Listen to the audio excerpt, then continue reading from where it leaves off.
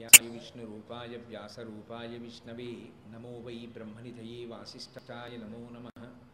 पूज्यन्तं राम रामीति मधुरं मधुराक्षरम् आरुह्य कविताशाखां वन्दे वाल्मीकिकोकिलं। श्रुतिस्मृतिपुराणानाम् आलयं करुणालयं नमामि भगवत्पादशङ्करं लोकशङ्करं। वागर्थाविव सम्पृक्तौ वागर्थप्रतिपत्तये जगतः पितरौ वन्दे पार्वतीपरमेश्वरौ। सूक्तिं समग्रयितुनः स्वयमेव लक्ष्मीः श्रीरङ्गराजमहिषीमयीकटाक्षैः वैदग्ध्यवर्णगुणगुम्भनगौरवैर्यां कण्डूकर्णकुहराः कवयोधयन्ति। हैमोत्फपुण्ड्रमजहन्मकुटं सुनासं मन्दस्मितं मकरकुण्डलचारुगण्डं बिम्बाधरं बहुलदीर्घकटाक्षं श्रीवेङ्कटेशमुखमात्मनिसन्निधत्ताम्।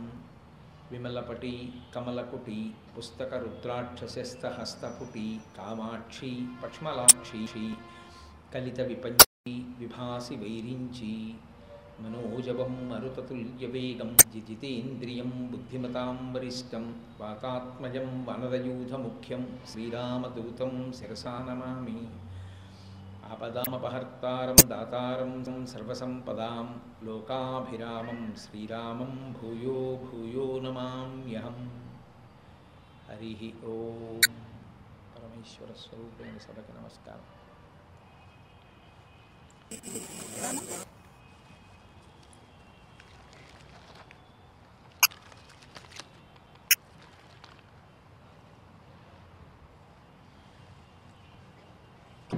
संसारसागरकराळभवाङ्गदुःखनिस्तारकारि तरणिञ्चि दिवीतिहीनाम्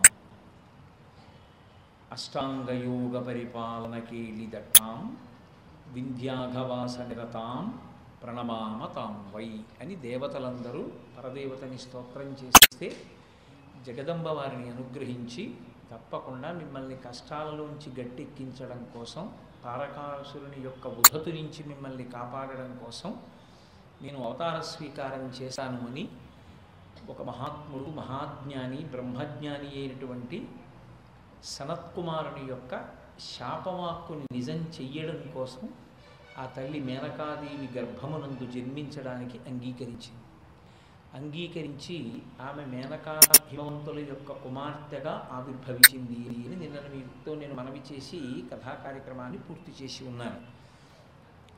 గిరులలో ఉన్ననొక్క గిరినైన నా పేరు జలచేసి తిటుల జలజనయన నీకు తండ్రినైతి నాకింత చాలదే ఇది మహాద్భుతంబు ఇందువదన అంటాడు హిమవంతుడు. నీకు తండ్రినయ్యానమ్మా, నేను ఇటువంటి వాడిని, కేవలం కొండలో ఒక కొండని, అటువంటి వాడిని ఇవాళ నేను పరదేవతకి తండ్రినయ్యాను, ఇది మహాద్భుతం కాదా అని పొంగిపోతాడు. మీరు కేవల కథాశ్రవణము మంచిదే, నేను పునః మనవి చేస్తున్నాను. తత్వాన్ని కూడా కొద్దిగా పరిశీలన చేయవలసి ఉంది. మనస్సు ఉన్నతికి తీసుకెళ్ళగలదు. అదే మనస్సు మనిషిని పాదానికి తీయగలదు. మేనకాదేవి దక్ష ప్రజాపతి కుమార్తెగా ఉన్నటువంటి దాక్షాయినిగా అమ్మవారు ఉన్నప్పుడు పరమశివునితో కలిసి హిమవత్పర్వత శిఖరములయందు విహరించేటటువంటి సమయంలో ఆమెకు ఉపచారములను చేస్తూ నాకు ఇటువంటి కూతురుంటే ఎంత బాగుండును అనుకుంది. ఆమె అలా అనుకున్నది కూడా ప్రబలమైన కారణమే అమ్మవారు ఆమె గర్భమునందు జన్మించడానికి. భగవంతుణ్ణి మనం ఏ భావనతో పట్టి ఆరాధన చేస్తామో అదే భావనకి సంబంధించినటువంటి ఫలితాన్ని ఈశ్వరుడు మనకి అనుగ్రహిస్తూ ఉంటాడు. మనసులో భావన చాలా పరిశుద్ధమై ఉండాలి. అందుకే పూజ చేసేటప్పుడు అన్నిటికన్నా ప్రధాన నియమంగా ఏం చేస్తారు, ప్రాణాయామం చేయించి పూజ చేయిస్తారు. ప్రాణాయామం ఎందుకు చేయాలి అంటే మనసు ఊపిరి మీద ఆధారపడుతుంది. ఊపిరి తొందరగా తీసి తొందరగా వదిలితే మనసు కూడా అంత తొందరగానూ కదిలిపోతుంది. అంత తొందరగా కదిలిపోయేటువంటి మనస్సుని మీరు భగవంతుని యొక్క పాదముల దగ్గర ఉంచి ఉపచార సమర్పణం చెయ్యలేరు. ఈశ్వరుడు ఎప్పుడు అడిగినా ఒక్కటే అడుగుతాడు, నీ మనస్సు నా దగ్గర ఉంచు అని అడుగుతాడు. బాహ్యమునందు ఉపకరణములన్నీ అంటే భగవంతుని యందు మనసు నిలబెట్టడానికి అవి సాధన సామాగ్రులుగా వాడుకుంటాం. అందుకే నరత్వం దేవత్వం నగవన మృగత్వం వశకత పశుత్వం కీటత్వం భవతు విహగత్వాది జననం సదా తత్పాదాబ్జ స్మరణ పరమానంద హరి విహారాసక్తం చేద్రు దయమిహకితేన వపుష అంటారు శంకర భగవత్పాదులు శివానందలహరిలో. ఏ రూపంతో ఉన్నాడు, ఏ ఉపాధిలో ఉన్నాడు అన్నది కాదు ప్రధానం. ఏ ఉపాధిలో ఉంటే ఎవరికి కావాలి? అన్నీ పంచభూతముల చేత ఏర్పడినవి. కానీ ఏ ఉపాధిలో ఉన్న మనసు భగవదర్పితమైతే దాని వలన ఈశ్వరుడు ప్రీతి చెందుతాడు. ఆ మనసు భగవదర్పితము కావడము అంటే సంకల్ప వికల్పములయందు భగవంతుణ్ణి పట్టుకోగలిగినటువంటి ప్రజ్ఞ పొటమరించినదై ఉండాలి. దానికే నిరతిశయ భక్తి అని పేరు. ఆమె అటువంటి భావన చేసింది. ఆ భావన యొక్క ఫలితమే సాక్షాత్ జగదంబకి తల్లి కాగలిగింది. మనకి పురాణాల్లో, వాంగ్మయంలో ఇది తరచుగా ప్రస్తావన చేస్తూ మీకు కనపడుతుంది. కొద్దిగా మీరు జాగ్రత్తగా పట్టుకోగలిగితే ఈ భావన ఎప్పుడూ కనపడుతుంది మీకు. అందుకే మీరు చూడండి, ధర్మరాజు గారు ఒకనకొకప్పుడు నారదుడితో మాట్లాడుతుంటే నారదుడు ధర్మరాజు గారితో ఒక విషయాన్ని ప్రస్తావిస్తారు భాగవతంలో. కామోత్కంఠత గోపికల్ భయమునన్ కంసుండు వైరక్రియా సామాగ్రిన్ శిశుపాల ముఖ్య నృపతులు సంబంధులై వృష్ణులున్ ప్రేమన్ మీర భక్తి మేము ఇది చక్రింకంటి మెట్లై ఉద్ధామ ధ్యాన గరిష్ఠులైన చందన్వచ్చు ధత్రీశ్వర అంటాడు.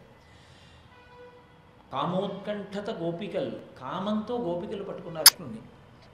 భయమునన్ కంసుండు, కంసుడు భయంతో పట్టుకున్నాడు. వైరక్రియా సామాగ్రిన్ శిశుపాల ముఖ్య నృపతులు, ఆయనతో వైరం పెట్టుకుని శిశుపాలాదులు పట్టుకున్నారు. సంబంధులై వృష్ణులు, మేము వృష్ణి వంశం వాళ్ళం, మాకు కృష్ణుడితో బంధుత్వం ఉంది అని వృష్ణి వంశం వాళ్ళు పట్టుకున్నారు. ప్రేమన్ అంటే నారదుడు ధర్మరాజు గారితో చెప్పాడు, మీరు ప్రేమతో పట్టుకున్నారు ఆయన్ని. భక్తి మేము, నారదాదులు భక్తితో పట్టుకున్నారు. ఇది చక్రిని ఇట్లైనుద్ధామధ్యాన గరిష్ఠులైన హరిచందన్వతుధీశ్వర. మీరు ఏ భావంతోనైనా పరమేశ్వరుణ్ణి పట్టుకుని పరమేశ్వరుణ్ణే చేరవచ్చు. కానీ ఇందులో అన్ని అంగీకారయోగ్యములు, ఉపాసన యందు అంగీకరింపబడవలసిన మార్గములు కావు.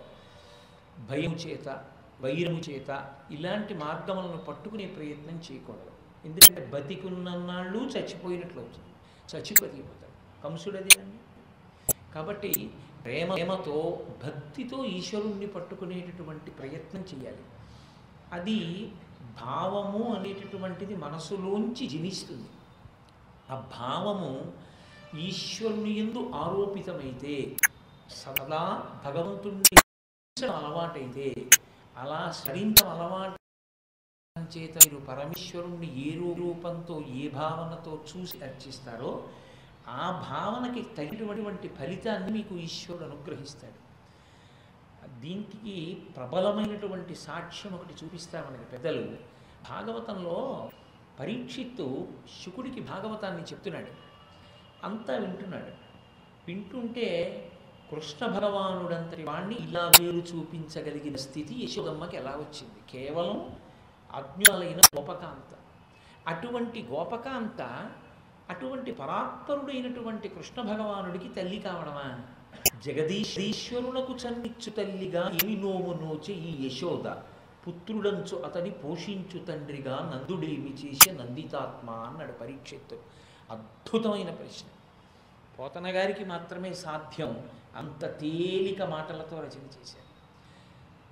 స్త్రీ నోములు నోస్తుంది. ఆమె జగదీశ్వరులకు చన్నిచ్చు తల్లిగా ఏమి నోము నోచి ఈ యశోద. ఆయన జగత్తుకంతటికి ఈశ్వరుడు, ఆయన లోక పరిపాలకుడు, అఖిలాండ. అటువంటి వాడికి ఈమె స్తన్యం ఇచ్చి పోషించింది. ఈమె స్తన్యములోని పను తాకపోతే ఆ పిల్లవాడు బతకలేడు అని ఆయన కూడా ఆమె స్తన్యములోనున్న పాలు తాగి పెరిగాడు. ఏమదృష్టమయ్యా! సమస్త భూతములను పోషించగలిగినటువంటి పరమాత్మ, తల్లిదండ్రులు ఉండవలసిన అవసరము లేని పరమాత్మ, అజాయమానో బహుధా విజాయతే అని వేదం చేత కీర్తింపబడిన పరమాత్మ, యశోదేవి యొక్క స్తన్యము నుండి స్రవించినటువంటి పాలు తాగడమా? ఏమి నోము వచ్చింది అసలు?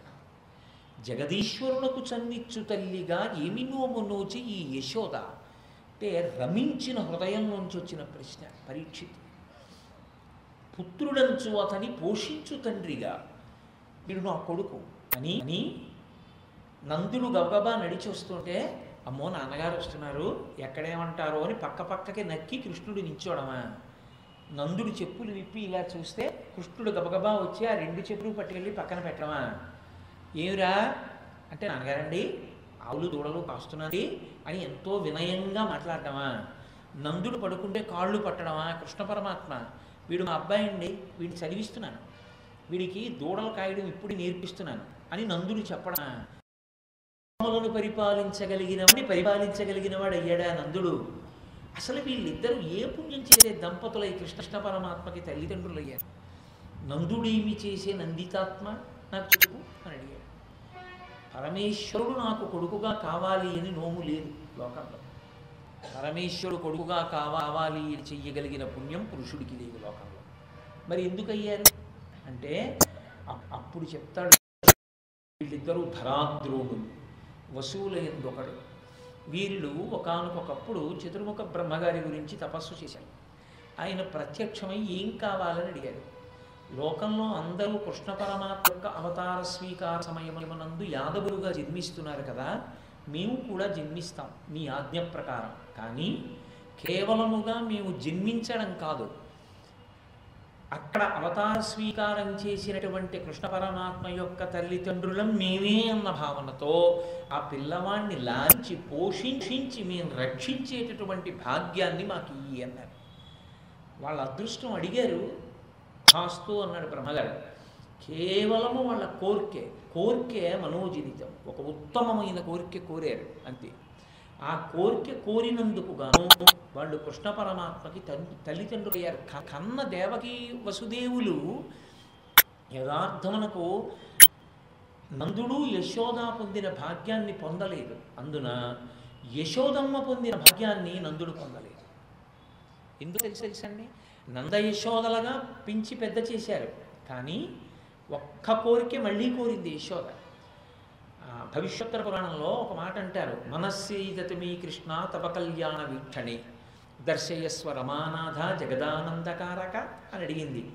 ఏమయ్యా ఇన్ని కళ్యాణాలు చేసుకున్నావు కృష్ణ, ఒక్కటి చూడలేదు నేను, పెంచి పెద్ద చేశానే, తల్లినే, నా కోరిక తీర్చద్దా, ఒక్క కళ్యాణం నేను చూడడానికి కుదరదా అని అడిగింది. అమ్మా ఈ అవతారంలో కళ్యాణాలన్నీ అయిపోయాయి, నీకోసమే వచ్చేటటువంటి అవతారంలో వేరొక కళ్యాణం జరుగుతుంది, ఆ కళ్యాణంలో నువ్వు తప్ప నాకు పెద్ద దిక్కుంటాడు అని మళ్ళీ కలియుగంలో అదే యశోదాదేవి వకుళమాతగా వచ్చింది. వకుళమాత కుమారుడుగా వెంకటాచల ప్రభు వచ్చారు. అందుకే అప్పటి నుంచి ఇప్పటికీ వకుళమాత వెంకటేశ్వర స్వామి వారి దేవాలయంలోనే కూర్చుని అమ్మాయి ఏం చేస్తుంది? కొడుకు చక్రవర్తి అయినా కొడుకు కడుపు నిండా తిన్నాడా లేడా, వాడికి ఇష్టమైనవి వండుతున్నారా వండట్లేదా, ఎప్పుడు వంటశాలలోకి చూస్తుంటుంది.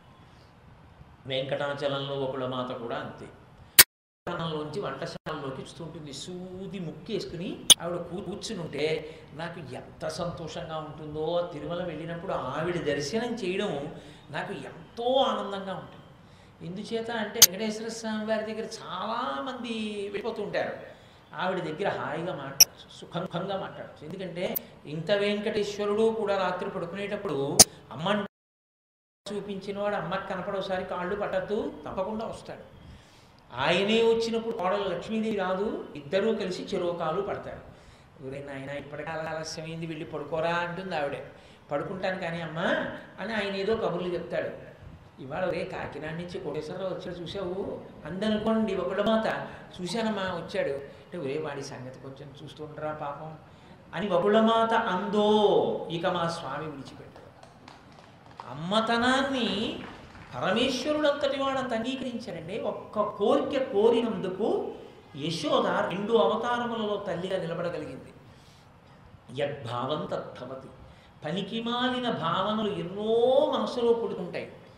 ఒక్కసారి పరమేశ్వరుని యందు అటువంటి భావనకి పుట్టగలిగిందా, ఆ భక్తికి ఈశ్వరుడు లొంగిపోతాడు.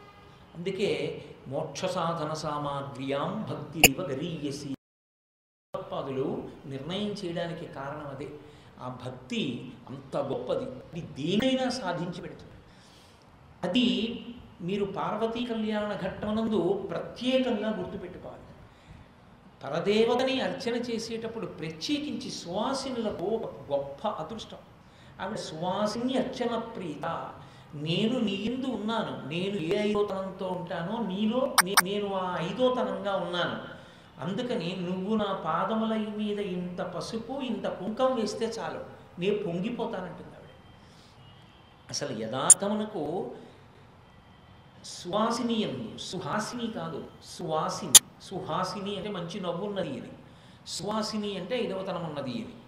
సువాసిని ఎందు ఎంత గొప్ప లక్షణాన్ని ప్రకాశింపచేసిందో తెలుసా అండి శాస్త్రం. వాళ్ళకున్నన్ని మినహాయింపులు పురుషుడికి ఇవ్వలేదు. భార్యాభర్త ముందు రోజు రాత్రి రమించి ఉంటే, దాంపత్య సుఖాన్ని అనుభవించి ఉంటే, పురుషుడు తలస్నానం చెయ్యకుండా పూజకి సంబంధించిన ఏ సంభారాన్ని ముట్టుకోవడానికి అర్హత లేదు. పూజాగది ప్రవేశం కూడా నిషిద్ధం. అదే ఆడదానికి సువాసినికి కాసి నీళ్లు 3 మాటలు తల మీద చల్లుకుని ఆవిడ పూజా మందిరంలోకి వెళ్ళి భర్త పూజ చేయడానికి వాడేటటువంటి సంభారములను కడిగి పెట్టడానికి ఆవిడకి అధికారం ఇచ్చింది. ఎందువల్ల అంటే ఒక్కటే కారణం, ఇక్కడుంది మంగళసూత్రంలో సర్వమంగళాదేవత ఉంది, సువాసినిత్వంలో అమ్మవారు ఉంది, అందుకని వాళ్ళకి అపవిత్రత లేదు, వెళ్ళిపోమన్నారు. అంత గొప్పతనం ఆ తల్లి అనుగ్రహం. సువాసిని అయిన వారు ఇంత కుంకం వేస్తే, ఇంత పసుపు వేస్తే జగదంబ పొంగిపోతాయి. కాబట్టి భక్తికి ఆమె ఎంత వశమవుతుంది, ఆమె కూతురుగా జన్మించడానికి కూడా ఎంతగా అనుగ్రహిస్తుంది అన్నది మనకి చూపిస్తారు. మనం పార్వతీ కళ్యాణ ఘట్టంలో హిమవంతునికి మేనకాదేవికి కుమార్తెగా పరదేవత ఆవిర్భవించినటువంటి ఘట్టాన్ని సామాన్యంగా తీసుకుంటామేమో కానీ అసలు ఆ ఘట్టానికి పరవశించిపోయారు ఇద్దరు. శంకర భగవత్పాదులైతే సౌందర్యలహరి చేస్తూ అసలు ఆయనే హిమవంతుడయ్యాడు. అయిపోయి పరకాయ ప్రవేశం చేసి ఆయనకి అద్భుతమైన శ్లోకం ఒకటి పడిపోయింది. కరాగ్రేణ స్పృష్టం తుహినగిరినా వత్సలతయా గిరీశే నోదస్తం ముహురధర పానాకులతయా కరగ్రాహ్యం శంభో ముఖముపురవృంతం గిరిసుతే కథంకారం భ్రూమస్తవచుముఖం ఔపమ్యరహితం అన్నారు ఆయన. కరాగ్రేణ స్పృష్టం తుహినగిరినా వత్సలతయా, ఎంత గొప్ప మాట వేశారు. పట్టుకున్నారు పోతన గారు ఆ హృదయం, అందుకు పడింది ఆయనకు ఆ పద్యం.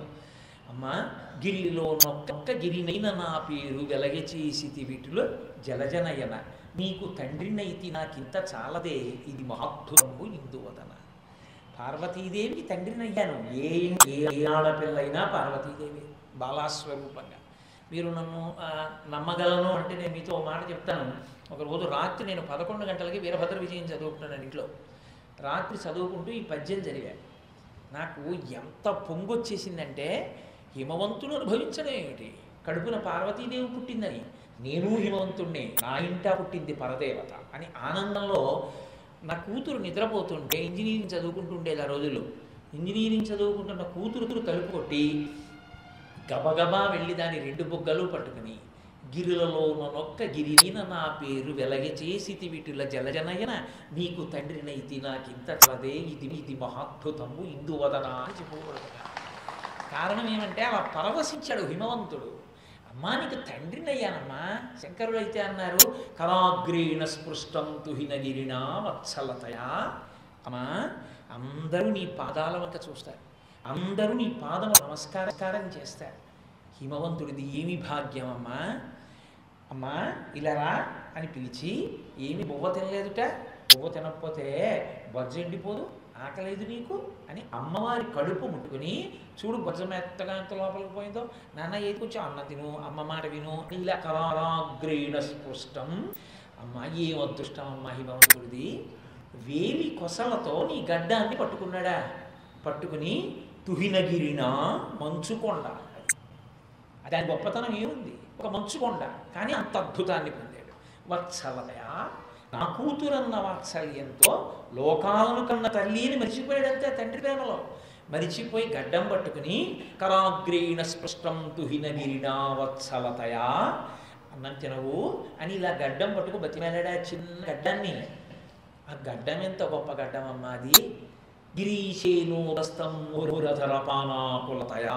కాముణ్ణి కాల్చిన పరమేశ్వరుడు ఆ గడ్డాన్ని పట్టుకుని తమకంతో అధరపానాసక్తుడై నీ పెదవుల చూసేటప్పుడు పట్టుకున్న గడ్డమా గడ్డం అమ్మా కరగ్రాహ్యం శంభో ముఖముకుర వృంతం గిరిసుతే. వెంటనే శంకర అద్వైత సిద్ధాంత ప్రతిపాదనకి వెళ్ళిపోతారు. అమ్మా పరమేశ్వరుడు తన ముఖాన్ని చూసుకోవడానికి ఒక అద్దాన్ని ఒక దాన్ని ఇలా పట్టుకుందాం అనుకుంటే ఇలా అద్దం ఉండి దానికి కింద ఒక పిడి ఉంటే ఆ పిడిని ఇలా పట్టుకుని అద్దంలోకి తన ముఖం తాను చూసుకుని మురిసిపోతే ఎలా ఉంటుందో నీ ముఖమన్న అద్దానికి నీ గడ్డమన్న పిడి ఎలా ఉందమ్మా పట్టుకుని నీ ముఖం అనే అద్దంలో శివుడు చూసుకున్నాడు. ఇప్పుడు అమ్మవారి ముఖం అనేటటువంటి అద్దంలో ఎవరు కనపడతారు? పరమశివుడు కనపడతాడు. అంటే ఈ విశ్వమునందు విశ్వనాథుడు దర్శనము కావాలి తప్ప ఎక్కడ వెతుకుతావు? వెతకడానికి నీకు జ్ఞానం ఒక్కడి అంపించాలి తప్ప అంతర్బహిష్యత సర్వం వ్యాప్య నారాయణ స్థిత. ఆయన కానిదేముంది? అంతా నిండి నిబిడీకృతం అయిపోయాడు. కానీ అమ్మవారిలో అయ్యవారు కనపడాలి అని చెప్పడానికి శంకరాచార్య వారు అమ్మవారి గడ్డాన్ని ఆధారం చేసుకున్నారు. అసలు పార్వతీదేవి హిమవంతుడు కడుపున పుట్టింది అన్న ఒక్క సందర్భాన్ని ఆలోచిస్తే పొంగిపోయిందంతే శంకరాచార్యుల వారి హృదయం. అసౌనాసా వంశస్థు హినగిరి వంశధ్వజపటి తదీయో నిదీయ ఫలతు ఫలమస్మాకముచితం అని వహత్యాతన్ముక్తా నిశిరకర విశ్వాసగలితం సముద్యాయత్తాసా బహిరపి సముక్తామణిధర అంటారు ఒక చోట. ఇప్పటికీ పెద్దలు ఒక మాట చెప్తారు, ఈ శ్లోకంతో కానీ అమ్మవారి నాసాపుటాన్ని ధ్యానం చెయ్యగలిగినటువంటి స్థితిని పొందితే అలా ధ్యానం చేసినటువంటి వారికి వారి కడుపున ఒక శంకర భగవత్పాదులో ఒక చంద్రశేఖరేంద్ర సరస్వతి వంటి మహానుభావుడు ఒక రామకృష్ణ పరమహంసో జన్మిస్తారు అంటారు. ఎందుకంటే అందులో అసౌ నాసావంశ అని అసౌ నాసావంశస్తు హినగిరి వంశధ్వజపటి హిమవంతుని యొక్క వంశము అనబడేటటువంటి ధ్వజమునకు పతాకమై ప్రకాశించినటువంటి ఓ పార్వతీదేవి అని పిలిచారు శంకరాచార్యుల వారు. అమ్మవారు ఒక పతాకం ఎలా ఎగురుతుందో, పతాకము ఆయన వైభవానికి కీర్తికి ఎత్తు. హిమవంతుని యొక్క ఏమి అంటే పార్వతీదేవికి తండ్రి కావాలి. అమ్మా నీవు ఊపిరి తీసి ఊపిరి విడిచిపెట్టినప్పుడు ఎడమ ముక్కులోంచి వచ్చేటటువంటి ఊపిరి మరింత చల్లగా ఉంటుంది కనుక చంద్ర సంబంధనడి ఉంటుంది కాబట్టి అందులోపలకి ఉన్నటువంటి ముత్యం ఒక్కసారి ఇలా బయటికి వచ్చి లోపలికెడితే వెదురు బొంగులోని ముత్యంలా ఉంది అన్నారు. ఎందుకంటే ముత్యం బయటికి వచ్చేసింది అంటే వెదురు బొంగు నశించిపోయిందని గుర్తు. ముత్యాలు పుట్టే స్థానాల్లో వెదురు బొంగు, ఏనుగుల కుంభస్థలం ఇవన్నీ ఒకటి. అందుకే మహాభారతంలో శాతన ఖడ్గఖండితల సన్మకుంజర కుంభముక్త ముక్తాతశీల అంటారు. వెదురు బొంగు పగిలిపోతే ముత్యం బయటికి వస్తుంది. ఇప్పుడు ముత్యం వచ్చేసింది అన్నారనుకోండి, అమ్మవారి ముక్కుని వెదురు బొంగుతో పోల్చి చెప్పడం అమంగళం అవుతుంది. అందుకే శంకరులు ఎంత గొప్ప భావన చేశారంటే నీవు ఊపిరి తీసి విడిచిపెడుతున్నప్పుడు ఎడమ ముక్కులోంచి ఆ చల్లతనానికి ఆ ముత్యం ఇలా వచ్చి ఇలా వెళ్ళిపోతుంటే ఆ ముత్యము దర్శనము కావాలి అన్నారు. ఆ ముత్యము ఎవరికి దర్శనమవుతుందో వాళ్ళ వంశంలో ముత్యం పుడుతుంది.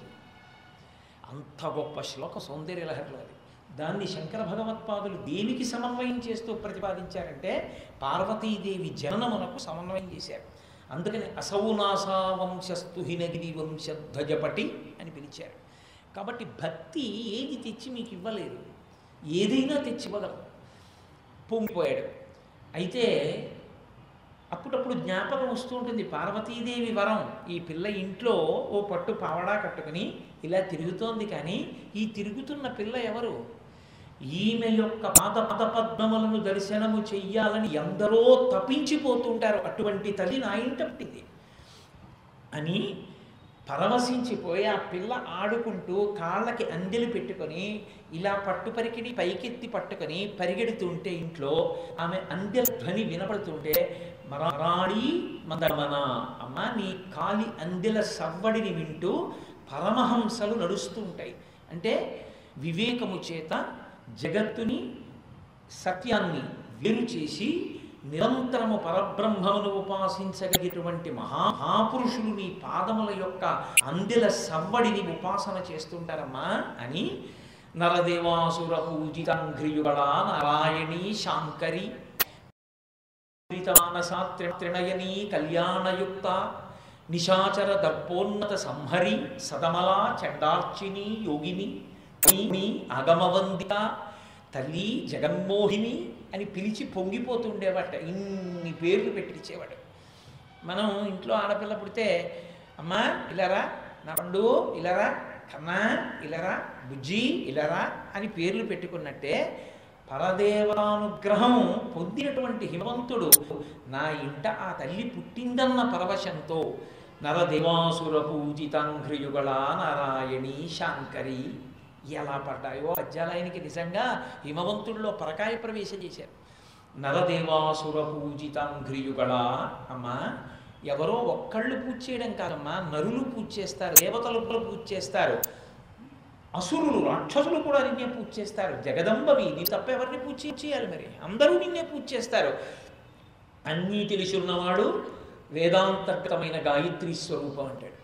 ఇంటికి ఐశ్వర్యం రావాలన్నవాడు కొత్తగా ఓ వాహనం కొనుక్కుంటే తలుపులమ్మ అంటాడు. ఒక్కసారి కానీ వెళ్ళి నమస్కారం చేస్తే మళ్ళీ మళ్ళీ ఐశ్వర్యం ఇచ్చే తల్లి కాబట్టి మరిడమ్మ అంటాడు. ఎప్పుడు ఇంట్లో ఆపదలు రాకుండా అంటువ్యాధులు రాకుండా కాపాడేటటువంటి తల్లి కాబట్టి మా ఊరి పోలేరమ్మ అంటాడు.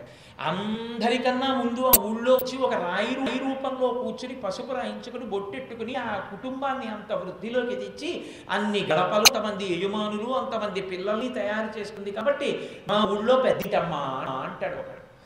ఇంకొకడు ఇదిగో మేము ఈ ఊళ్ళో ఉన్నాము, ఈ ఊళ్ళో అన్నం తింటున్నాము, మళ్ళీ ఈ సంవత్సరం తిన్న అన్నం వచ్చే సంవత్సరం కూడా తింటున్నాము. మేం తినడం కాదు, ఈ అన్నం వీరి అయి కొడుకులు పుట్టి కూతుళ్ళు పుట్టి కోడళ్ళు అల్లుళ్ళు వచ్చి మనవలొచ్చి ముని మనవలొచ్చి ఇంత కామర తంపరగా పెరుగుతోందంటే మాకు అన్నం రూపంలో అనుగ్రహిస్తున్న నూపాలమా అంటాడు.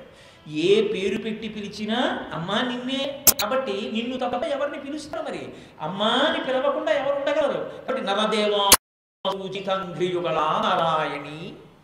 లోకములకు స్థితికారకుడు శ్రీ మహావిష్ణువు. ఆయన ఎప్పుడూ రక్షణ చేస్తూ ఉంటారు. ఒక్కసారి నమస్కరించి పిలవడమే పాపం, అంతే. వచ్చి పట్టుకుని రక్ష చేస్తారు. అందుకే ఏకేన తులసి మాత్రదలేనా పినరోత్తమ పూజయేద్ భక్తిభావేన తంరక్షామి ఇది మత్పణ అంటుంది మనకి భవిష్యోత్తర పురాణం. ఒక్క తులసి దళాన్ని పట్టుకెళ్ళి ఆయన పాదముల మీద పెట్టి నమస్కరించినటువంటి వాణ్ణి రక్షిస్తాడు. సకృదేవ ప్రపన్నాయ తమాస్మీతి చయాచతే అభయం సర్వభూతేభ్యో దదామ్యేతద్వ్రతం మమ అంటాడు యుద్ధకాండలో. ఒక్కసారి వచ్చి నా మ్రోల పడిపోయి రామా నేను నీవాడనన్న వాడిని విడిచిపెట్టాను అంటాడు. అటువంటి తత్వం విష్ణువు యందు ఎలా ప్రకాశించిందో అమ్మవారిగా నువ్వే విష్ణువు అమ్మ. పురుష స్వరూపంతో ఉంటే విష్ణువు, స్త్రీ స్వరూపంతో ఉంటే వైష్ణవి. అందుకే వైష్ణవి స్వరూపాన్ని దేవి భాగవతంలో వ్యాస భగవానుడు వర్ణిస్తాడు. రక్తాంబరాం రక్తవర్ణాం రక్త మాల్యాంబరధరాం గారుడే వాహనే సంస్థాం వైష్ణవీం శక్తిమద్భుతాం అంటాడు. నారాయణుడు ఎలా గరుత్మంతుడిని ఎక్కుతాడో అలాగే నారాయణి కూడా గరుత్మంతుడిని అధిరోహిస్తుంది. కారణం ఏంటంటే పుంస్వరూపంలో చెప్తే నారాయణుడు, స్త్రీ స్వరూపంలో చెప్తే నారాయణి తప్ప అసలు ఈశ్వరుడికి ఒకే రూపంతో ఉండడం అన్నది ఉండదు. అందుకే పోతన గారు అష్టమస్కంధం చేస్తూ భాగవతంలో స్త్రీ పురుష నపుంసక మూర్తియులు కాక తిర్యక్ అమర నరాది మూర్తియులు కాక కర్మ గుణభేద సరసప్రకాశి కాక వెనుక నన్నుయుతానగు విభుతలంతు అంటారు. భగవంతుడు స్త్రీయా పురుషుడా నపుంసకుడా? ఏమీ కాదు. అంతే పరంజ్యోతి నపుంసక నామం మీకు అన్ని నామాలను కనపడుతుంది. ఈశ్వరుణ్ణి మీరు భక్తితో పిలవడమే తర్వాయి ఆయన వచ్చి కాపాడతాడు. కాబట్టి అమ్మా నారాయణి శాంకరి శంకరోతి ఇది శంకర. ఎప్పుడు శుభములను చెయ్యడం తప్ప అశుభమును కల్పించడం అనేటటువంటిది తెలియనటువంటి వాడెవరో ఆయనకి శంకర అని పేరు. అటువంటి శంకరుని యొక్క ఇల్లాలు ఆ శంకరుని యొక్క శక్తిని శుభాలుగా ప్రవర్తింపచేయగలిగినటువంటి శక్తి. అందుకే పరమశివుని యొక్క తత్వాన్ని, ఆయన మంగళప్రదత్వాన్ని ఆమె అనుగ్రహ రూపంగా వర్షిస్తూ ఉంటుంది. నీరు ఉంటుంది మనకి, నీరు శివస్వరూపం. అందుకే లింగపురాణంలో ఒక మాట అంటారు, జీవనం సమస్తస్య జగత సలిలాత్మిక భవయిత్యుచ్యతే మూర్తిర్భవస్య పరమాత్మనః అంటారు. నీటి రూపంలో ఉండి లోకాలన్నింటినీ బ్రతికించేటటువంటి వాడు శివుడు. అందుకని ఆయనకి భవ అని పేరు. ఇప్పుడు ఆయన భవ అని నీటి రూపంలో వెళ్ళిపోతున్నాడు అనుకోండి, ఎలా బతికిస్తాడు? నీటి రూపంలో అలా అలా వెళ్ళిపోతే బతికించడు. ఎక్కడెక్కడ కదలిక ఉంటుందో కదలికల రూపంలో ఆయన యొక్క రక్షణ ఉంటుంది. ఆ కదలికలన్నీ మళ్ళీ పరదేవత అమ్మవారు. అందుకే ఈ పిండాండానికి దాహం వేసింది, ఇది కదిలి వెళ్ళి ఒక ఏట్లో నీటిని కమండలంతో ఉంచుకుంది. ఇవన్నీ కదలికలేనా, శక్తేనా? ఇప్పుడు ఇది పిండాండం, బ్రహ్మాండంలో నీళ్లు.